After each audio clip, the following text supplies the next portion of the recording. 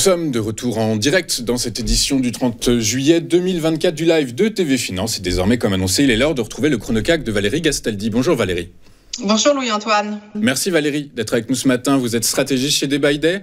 Valérie, quelle attitude adopter aujourd'hui sur les marchés financiers alors que la fin de semaine va être hyper chargée en publications micro, notamment du côté de la tech et des 7 magnifiques. 4 des 7 magnifiques publieront cette semaine. On a également des rendez-vous chargés en termes de politique monétaire. 3 des principales banques centrales de la planète vont également se réunir et livrer leurs conclusions en cette fin de semaine. Quel conseil nous donneriez-vous pour gérer au mieux tous ces rendez-vous ?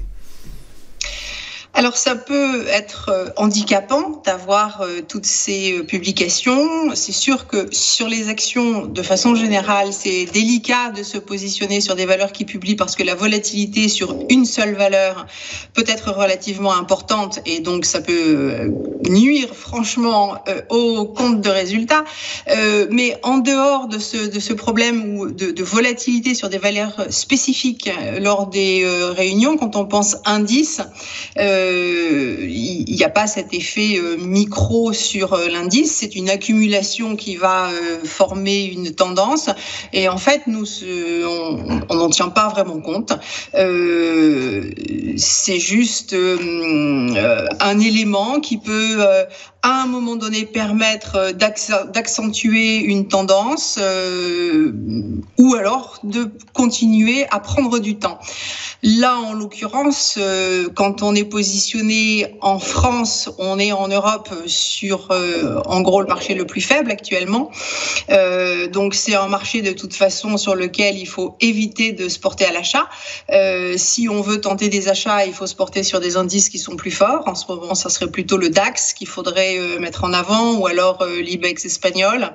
Mais en tout cas, pas le CAC 40 tant qu'il n'a pas donné la preuve claire qu'il était capable de retourner sa tendance de sous-performance. Il ne nous intéresse pas du tout à l'achat.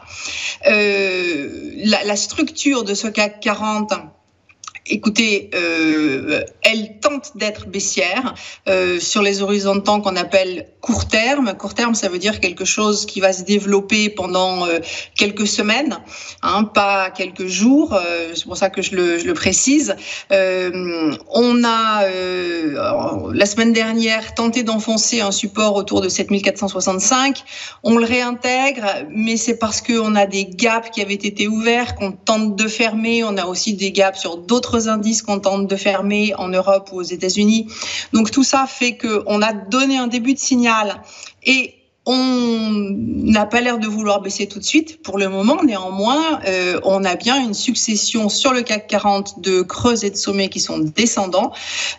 Donc attention, il faut plutôt mettre à profit les hausses pour vendre que mettre à profit les baisses pour acheter. Sachant que on n'a pas encore nécessairement un mouvement violent qui va se développer pendant l'été. Peut-être que dans les 2 semaines qui viennent, on va encore avoir une certaine hésitation. En fait, la clé, elle se situe réellement aux États-Unis sur le Nasdaq. Donc, vous avez souligné qu'on avait des valeurs des 7 magnifiques qui allaient publier encore cette semaine. Ce Nasdaq, il s'est mis à baisser depuis un sommet historique. Donc, il faut déjà avoir 2 choses en tête qui sont importantes selon nous. Quand on part depuis un sommet, en général, on le reteste. Donc, à un moment donné, 20 690, 20 700, il y a de fortes chances pour que le Nasdaq y retourne. Le vrai problème, c'est quel est le chemin que ce Nasdaq va suivre avant de retourner tester ses sommets à 20 890. Et pour le moment, sur ce Nasdaq, on a 2 gaps qui ont été ouverts, 2 gaps baissiers. Peut-être qu'il nous en manque un 3e. On n'a pas franchement touché les premiers points de retracement importants.